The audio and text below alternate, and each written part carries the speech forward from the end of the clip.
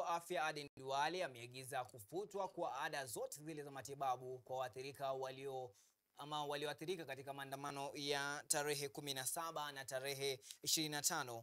Duale aliweza kusema kuwa gharama zote zitaweza kulipwa kuelekea kwa mfuko wa Kenyatta National Hospital, ikiwemo pamoja na bili iliyobaki ya marehemu Boniface Kariuki ambayo ilikuwa ni shilingi 815,800 na shilingi 5. Uamuzi huu unalenga kusaidia familia zilizoathirika. Aidha, Duale ameanzisha kamati ya kuchunguza madai ya NHIF yaliyosalia kuanzia mwaka 2022 hadi mwaka 2025 kwa lengo la kulipia madai halali na kuondoa ya ulaghai.